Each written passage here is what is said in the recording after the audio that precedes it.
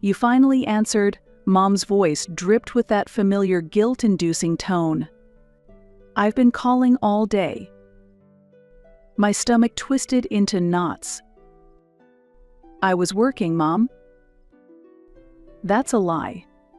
I just couldn't face another conversation where my wishes didn't matter. What are your plans for the holidays? The scheming undertone in her voice made my heart race. The usual family thing, I guess? Well, we're doing something different this year. My chest tightened. What do you mean? I got 4 tickets for Bob Dylan, for 3 consecutive days. From the words 4 tickets, I immediately knew I wasn't included. Am I coming too? I asked, already knowing the answer. Well, about that, we have something important for you to do. My mouth went dry. What exactly? We need someone to look after Grandma. So you mean, while everyone enjoys the live concert, I'm supposed to stay over for 3 whole days and take care of Grandma? Don't be so dramatic. You're always taking care of Grandma anyway, right? Besides, it's not like you have other plans, right? I felt rage burning through me, but somehow kept my voice steady. Were you ever planning to actually ask me? Or did you just assume I'd agree like always? Of course I thought you'd say yes. You've always been our reliable girl, putting family first. Mom, I'm a grown woman, I said, fighting to keep my voice from shaking. I deserve to control my own time. The answer is no. The silence on the other end was deafening. Erin, don't be so selfish. This is a special vacation for everyone. Everyone except me? I fired back, my knuckles turned white around the phone. I can't believe you're ruining our plans with your selfishness.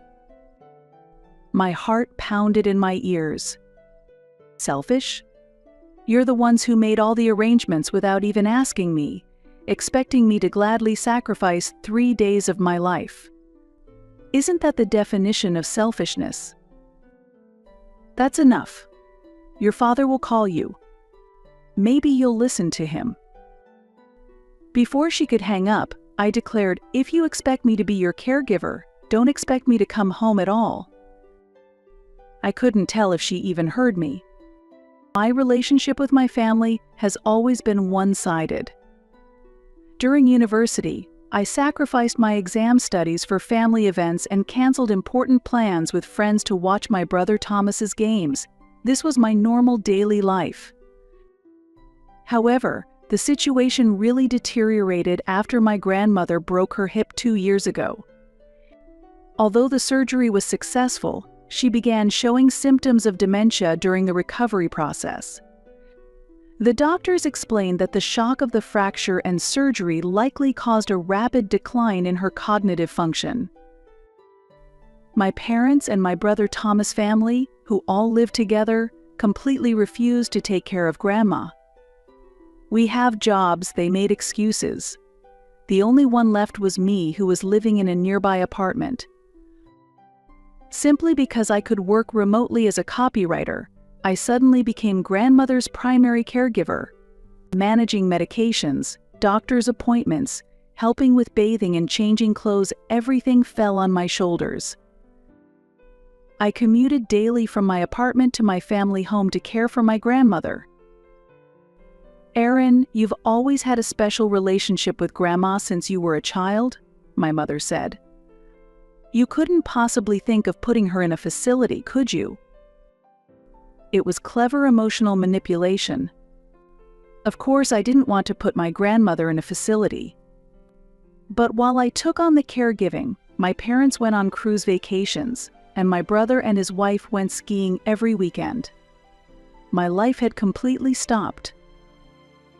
That night, my apartment felt like a prison. My phone buzzed constantly with calls from my parents, which I sent straight to voicemail.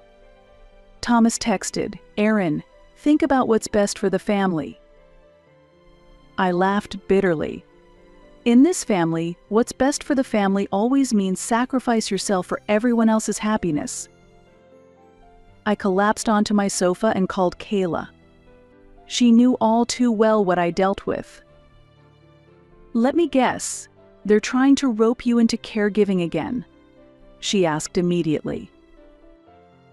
This time is different. I actually said no.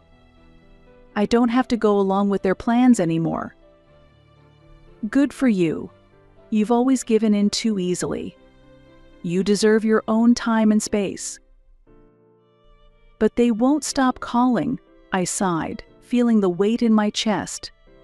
Dad keeps trying to reach me. Don't answer, Kayla said firmly. You've made your decision, right? They're just trying to wear you down. Thanks for saying that. I'm not being unreasonable, am I? Absolutely not, Kayla insisted. You're an adult. They need to respect your decisions.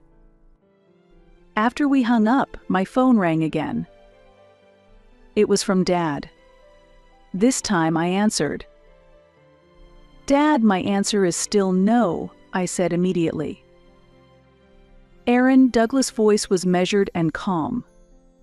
We're just asking you to show some compassion for your family. Me? Lacking compassion? My voice cracked with emotion. You're the ones who don't respect my time or my life. Fine, we'll handle the concert arrangements separately then. But could you at least come by that morning? Grandma really wants to see you. I hesitated, feeling suspicious but relieved at this reasonable-sounding compromise. Okay, I'll come just for that morning. But please stop trying to manipulate me into caregiving. I promise. Thank you, Aaron. After hanging up, uneasiness settled in my stomach. He seemed to give in too quickly and easily. Still, I felt proud for finally setting clear boundaries. For the weeks leading up to the concert, I continued to commute to my family home every day to care for my grandmother, but they did not discuss that day with my parents or my brother and his wife. I felt relieved but couldn't shake the feeling something wasn't right. The night before the concert, I texted my parents, "I'll be there around 11 tomorrow morning. See you then." Mom replied almost instantly, "Perfect, Aaron. Looking forward to seeing you tomorrow." I allowed myself a small smile. My relationship with my family had always been complicated, but I hoped I could enjoy visiting Grandma briefly while establishing my newly established boundaries. The next morning, I woke up early, packed Grandma's medication and favorite snacks, and loaded everything into my car. I'd chosen things I knew she'd appreciate: her favorite tea, some audiobooks, and photos from my recent work projects. Driving to my parents' house, I felt surprisingly peaceful. Just a quick visit, see Grandma, drop off her things, and then back to my freedom.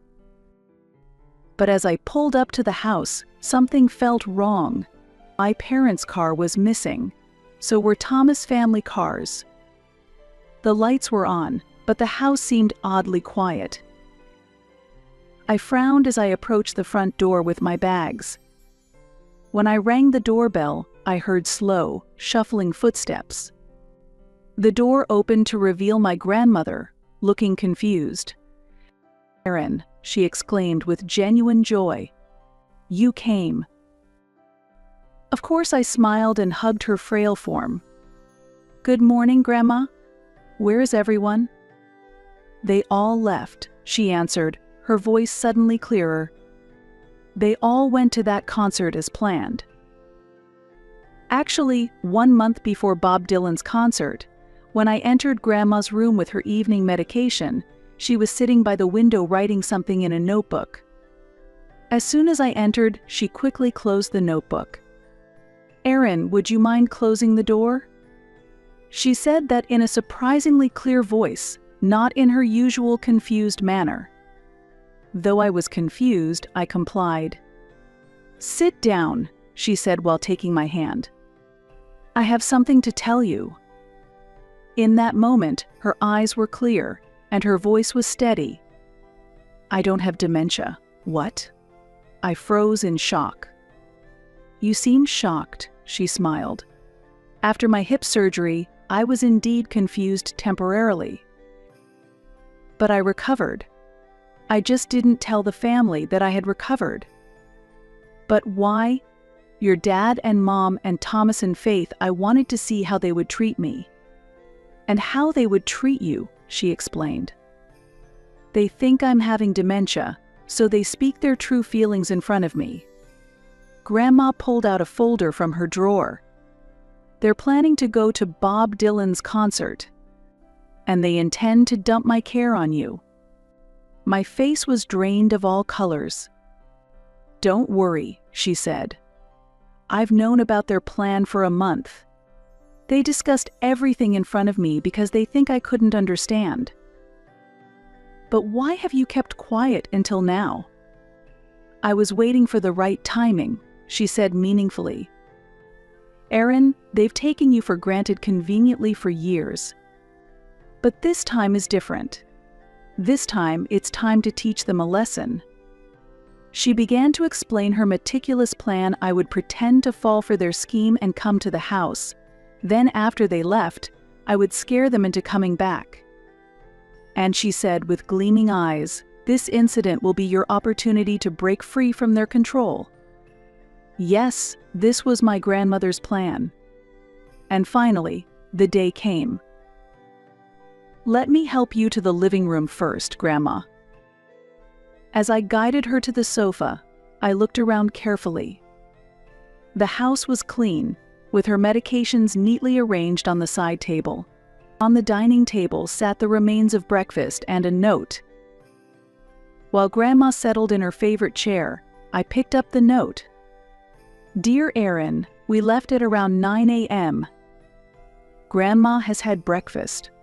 There are 3 days of prepared meals in the fridge. Instructions are attached. Emergency numbers are on the fridge. Make sure she takes her 2 p.m. medication. With love, Mom. I need to make a call. I'll be right back.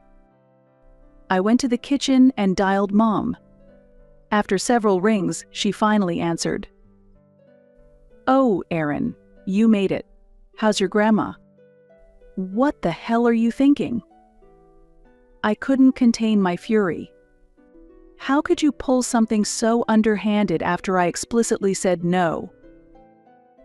Aaron, please calm down, Mom said in that infuriating, soothing tone. We knew you'd come through. You're always so dependable. I'm not your on-call caregiver. I only agreed to a morning visit. I never agreed to watch Grandma for 3 whole days. But you're there now, aren't you? You can't just leave her alone. She needs you. This is serious abandonment. My voice turned ice cold. Do you have any idea what happens when I call the Adult Protective Services? I heard her gasp. You wouldn't dare. Try me. If you're not back soon, that's exactly who I'm calling next. Wait. Mom's panic was palpable. We're still at the venue entrance. The concert hasn't started. Then leave and come back. I'm staying for 1 hour. If you're not here by then, I'm calling the authorities. Aaron, please. 1 hour, I repeated and hung up. Meanwhile, Grandma and I put our secret plan into action. Have you packed everything? Grandma asked. Her eyes sparkled with anticipation for adventure. Of course, I answered with a smile. The Florida beaches are waiting for us. Grandma took out an envelope of official documents from her bag. I wanted to leave before showing you this, she said, handing me the papers. It was her new will. I read it with an expression of astonishment. Her assets, her beach house, considerable savings, and the investment portfolio inherited from Grandpa were all to be given to me. Grandma, Words failed me. The right thing, she said firmly. I met with a lawyer months ago and showed evidence that they lied about my cognitive abilities. They forfeited their inheritance rights. My parents had been trying to gain control of Grandma's assets by claiming she had dementia. But Grandma was wiser than them. A doctor's assessment proving her clear cognitive state and recordings of my parents' conversations made her new will legally unshakable. By the time we boarded the plane to Florida, my parents would have discovered the empty house and a note, "Dear Monica and Douglas, I do not have dementia. Aaron and I are going on a lovely extended trip. The legal proceedings regarding my assets have been completed. With love, Mom." Sitting on the sandy beach, Grandma and I shared the joy of freedom. Finally released from family constraints, we began a new chapter in our lives. After returning from Florida, I spent a quiet morning in my apartment, responding to friends' messages while ignoring the flood of texts from my family. After their betrayal, I needed time and space to heal. But that afternoon, my blood boiled as I scrolled through Facebook. Mom had posted, "Such a disappointing holiday." It breaks my heart when someone abandons their own family. My poor mother was so confused and upset. I never realized how easily family bonds could break. The comments poured in. "So sad, Monica. Young people today just don't understand responsibility. Abandoning your own grandma is the worst. Family must come first. Some people just don't get it." My hands shook as I took screenshots. Though she hadn't named me, everyone knew who she meant, and she had completely twisted the truth. Fueled by rage, I crafted my own post, "Time for the Truth." Yesterday, I visited my family as promised. Upon arrival, I discovered everyone had already left for Bob Dylan's concert, expecting me to care for my grandmother with cognitive issues for 3 days. This was after I explicitly refused them. I threatened to report them for elder abandonment, forcing them to come home. Now I'm accused of not caring about family. The reality? They don't respect my time or boundaries. I am not their on-call caregiver whenever they want entertainment. True family is built on mutual respect, not manipulation and convenience. Hitting post might permanently damage my family relationships, but I needed to speak my truth. With a deep breath and trembling hands, I pressed the button. The reactions exploded immediately. Kayla commented first, "So proud of you for standing up for yourself." Then a wave of supportive messages from my friends poured in.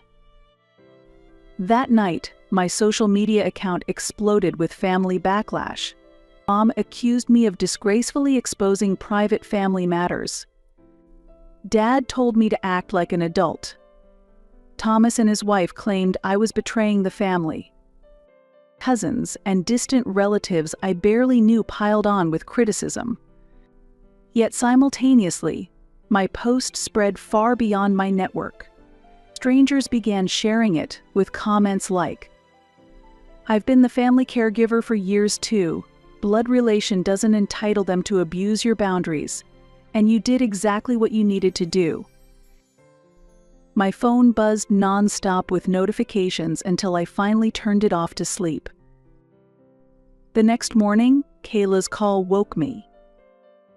"Aaron, this has completely blown up. Your post is everywhere. Several major blogs have picked up your story." "What?" I rubbed my eyes and grabbed my phone. Notifications flooded my screen. My post had thousands of shares, with countless people sharing similar experiences. Online news sites were featuring my story in articles about elder care ethics and family boundaries. "I never wanted to go viral," I whispered, overwhelmed by the attention. "This wasn't my intention." But your story is touching so many people, Kayla said. What you're describing is something countless others have suffered in silence. That afternoon brought a shocking twist. Mom posted again, "I need to set the record straight." My previous post was written in haste. My husband, my son, and his wife. And I had unfair expectations of our daughter Erin. We disrespected her boundaries and tried to use her as free elder care. Her response was justified. I sincerely apologize publicly. I stared at my screen in disbelief. Mom never apologized, especially not publicly. The explanation came moments later in a text from Grandma. "I had a serious conversation with your mother. Their behavior was disgraceful. They've agreed to publicly apologize to you. However, this isn't enough. They've been exploiting you for years. I believe we should consider legal options to address this pattern of abuse." Legal options? That seemed extreme. But my perspective quickly shifted. That evening, while ignoring Mom's calls, I opened an email from Dad. What I read made my blood boil. "Erin, we've apologized publicly. But you need to examine your own actions. Threatening elder abuse reports is completely excessive. We just needed a few days of help with your grandmother. Your dramatic overreaction has humiliated our entire family. You are no longer welcome at family gatherings, Dad." My hands shook with rage. Their public apologies were completely hollow. They still blamed me and were even trying to cut me out of the family. I immediately called Grandma. "Grandma, look at this email Dad just sent me." Her voice hardened with anger when I read it to her. "This is outrageous. They haven't learned a thing. Erin, we need to consult with a lawyer immediately. This is clear harassment." Following Grandma's advice, I met with a family law attorney the next day. She listened attentively to my story and explained that the situation was more serious than I had realized.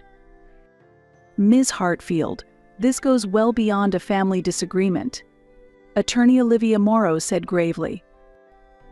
"The behavior of your parents and brother and his wife constitutes psychological harassment. The public defamation on social media could be considered libelous, and the abandonment of your grandmother raises serious elder abuse concerns. Should I really take legal action against my own family?" I asked, feeling the weight of the decision. "Let's begin with a formal warning letter. We'll inform them that continued harassment will result in legal proceedings." I agreed, and Attorney Morrow sent formal warnings to my parents, brother and his wife. But instead of calming things down, this only poured gasoline on the fire. After receiving the letters, Mom went on the warpath. She posted that I was an ungrateful daughter trying to sue her own family who only wanted help with her sick grandmother. Dad publicly called me emotionally unstable and insisted my claims were wildly exaggerated. Thomas and Faith joined the attack, labeling me an attention seeker and declaring my story pure fiction. Their vicious response left me no choice. I met with my lawyer again and made the painful decision to file a lawsuit for defamation and emotional distress. "Ms. Hartfield, I know this isn't easy," Attorney Morrow said gently, "but it's necessary to protect both you and your grandmother." The day we filed the lawsuit, my emotions were in complete turmoil.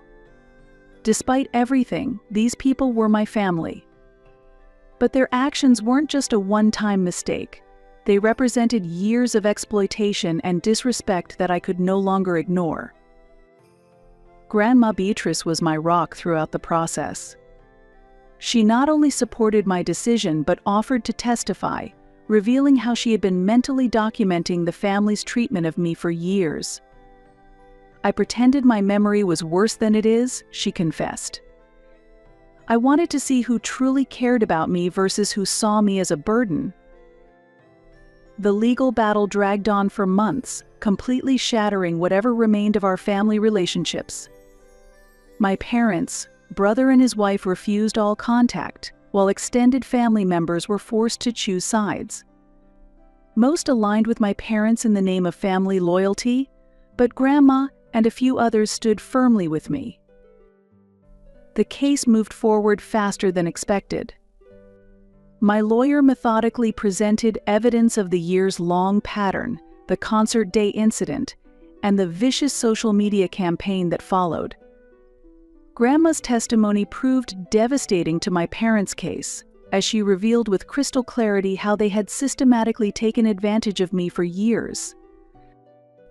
The most damning evidence came from the social media posts and private messages from my parents and brother and his wife.